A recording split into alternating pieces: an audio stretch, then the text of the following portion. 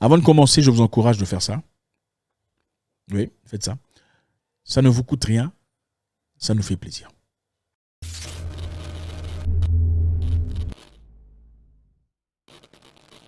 Naledi Pandor, ministre de Relations internationales sud-africain, une femme que beaucoup respectent, a eu réunion avec Tony Blinken, le secrétaire général américain, qui dans son tour récemment est parti en Afrique, dans beaucoup de pays, pour essayer de rétablir un peu la correspondance, les relations américaines et africaines. Pourquoi? Dans le but de contrer la présence russe. Comme vous le savez, on sent que les Russes ont pris un peu trop d'espace, un peu trop de place et de correspondance en Afrique. Donc il fallait contrer ça, évidemment, comme acteur international, passer dans des pays africains, discuter avec les chefs d'État, faire des promesses, comme d'habitude, et aussi présenter des projets d'avenir, c'est-à-dire on va vous donner autant d'argent pour accomplir ceci. Si vous alignez à notre côté, on va vous donner autant d'argent pour faire ça. Je vous rappelle déjà qu'il y a un moment pendant la session de l'ONU, il fallait voter contre la Russie. 141 pays sur 193 unis pour exiger que la Russie cesse immédiatement de recourir à la force contre l'Ukraine. Elle vise à isoler diplomatiquement Moscou, accusé de commettre un génocide par l'Ukraine. Chaque vote en faveur de cette résolution est une reconfirmation historique de la charte de l'ONU. C'est très facile, mesdames et messieurs, de signer la charte en temps de paix. C'est un devoir de signer et de reconfirmer son application en temps de guerre. Disant, est-ce que l'action de la Russie en Ukraine devrait être condamnée de manière le plus farouche?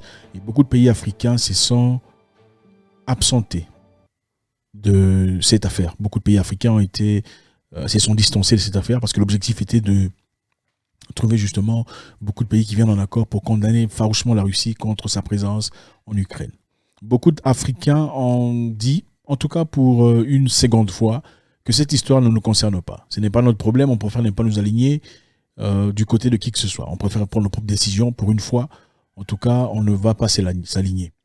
Et pour ceux qui savent, on a rencontré beaucoup de résistance farouche venant de l'Europe, de l'Occident en général, disant pourquoi les Africains font ça. Pourtant, ils reçoivent de l'argent venant de l'Europe. Pourtant, ils reçoivent de l'argent venant de la Banque mondiale, qui a condamné évidemment la Russie dans sa démarche. Pourquoi les Africains ne s'alignent pas? Ils doivent soit être du côté de la vérité ou carrément être du côté de l'agresseur. Être du côté de la vérité ou être du côté de l'agresseur. Le côté de la vérité, évidemment, c'est le côté occidental. Le premier coup de colère n'a pas fonctionné comme on s'attendait. Il fallait donc trouver un autre moyen évident pour essayer de faire marcher l'histoire. On a envoyé Tony Blinken, qui est le secrétaire général américain, dans plusieurs pays africains qu'il a parcouru, essayant de rétablir un peu, redorer un peu la veste, le kazakh américain en Afrique, pour améliorer la réputation et tout le bazar. Maintenant, arrivé en Afrique du Sud, il y a beaucoup de choses qui se sont passées. Juste avant Tony Blinken, il y a eu une diplomate américaine qui a fait des sermons en Afrique disant l'Afrique doit impérativement s'aligner.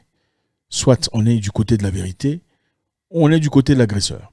Donc, l'Afrique a le droit de faire ce qu'il a envie de faire. Les pays africains ont le droit de faire ce qu'ils ont envie de faire. Seulement, s'ils décident de travailler avec la Russie ou de dealer avec la Russie sur le plan économique et violer les sanctions, ils en subiront aussi les conséquences. C'est-à-dire ce pays africain sera aussi farouchement sanctionné parce qu'il a choisi, indépendamment, de travailler avec la Russie. Arrivé en Afrique du Sud avec le même serment, comme vous savez évidemment, Naledi Pandor s'est levé et a dit très ouvertement à Tony Blinken, devant Tony Blinken, ça c'est pas une histoire de derrière la porte que beaucoup d'Africains aiment faire. So indeed, it is important that all of us accept our ability to hold different opinions. We are, after all, sovereign nations that are regarded as equal in terms of the United Nations Charter. We may differ in terms of economic power and economic ability to influence development in different parts of the world, but what will make the world work is if we respect each other. This is very, very important. And one thing I definitely dislike is being told either you choose this or else. When a minister speaks to me like that, which Secretary Blinken has never done, but some have, I definitely will not be bullied in that way. Nor would I expect any other African country worth its salt to agree to be treated.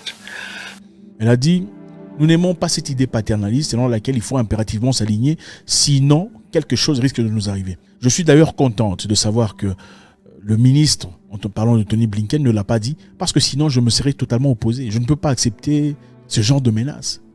Que quelqu'un vienne me dire comment je dois me comporter en tant que pays ou quel genre de sélection il faut faire. Je vous rappelle d'ailleurs que vous êtes venu ici nous parlant de démocratie, disant que la démocratie est géniale, voilà comment elle fonctionne. On vous suggère d'adopter la démocratie pour avancer et pour s'améliorer. Mais on n'a pas parlé de tout ce que la démocratie a apporté. On ne parle pas de fait que votre présence aussi en Afrique, soutenant des mouvements rebelles, soutenant des détracteurs, des groupes impunis, tueurs, a créé beaucoup de problèmes sur le continent africain. Donc, il ne s'agit pas seulement de dire qu'il faudrait s'aligner, il faudrait prendre toute l'ardoise des histoires, de tout ce que vous apportez comme dans votre présence. Elle a dit de manière très forte et très farouche, sans peur dans les yeux. Et avec ça, elle a gagné le respect de pas seulement le public africain, mais aussi de ses interlocuteurs occidentaux. Naledi Grace Pandor, une femme sud-africaine, très intelligente, bien dans ses bottes. Encore une fois, Linda Thomas-Greenfield était la femme noire américaine qui est venue en Afrique pour dire si l'Afrique s'aligne avec la Russie, l'Afrique en subira les conséquences. If a country decides to engage with Russia where there are sanctions, then they are breaking those sanctions. They're breaking our sanctions, and in some cases they're breaking UN sanctions with other countries, and we caution countries not to break those sanctions because then if they do, they stand the chance of having actions taken against them for breaking. Remarquez ici que Linda Thomas-Greenfield, c'est une africaine, c'est une noire américaine.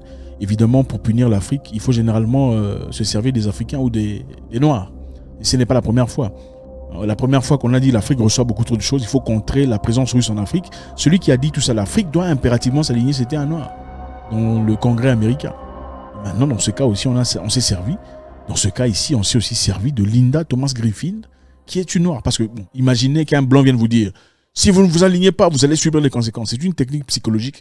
Donc c'est plus doux quand c'est un Noir qui s'oppose au Noir. On ne peut pas dire que c'est du racisme. On ne peut pas dire que voilà, c'est les États-Unis en train d'essayer de nous forcer à faire ce qu'ils ont envie de faire. C'est plus acceptable quand c'est un Noir américain, une Noire américaine qui dit aux Africains, les Africains doivent s'aligner. Ça a toujours été le cas depuis la vente d'esclaves et tout le bazar. Ici, on célèbre Naledi Pandor, une femme sud-africaine forte, bien dans ses bottes, intellectuelle, très intelligente, qui montre la force, l'autosuffisance, dont beaucoup de femmes aiment. Principalement, on ne peut pas te respecter si tu ne montres pas que tu as un point de non-retour.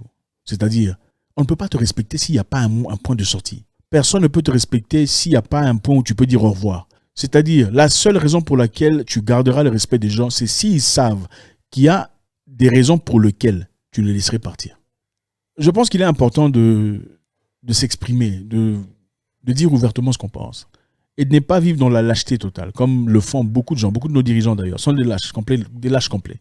Ils peuvent accepter des insultes, le rabaissement, le paternalisme, sans nécessairement ouvrir leur bouche. Pourquoi ? Parce qu'ils ont peur d'un renversement. Parce qu'ils sont là pour des raisons égoïstes, évidemment.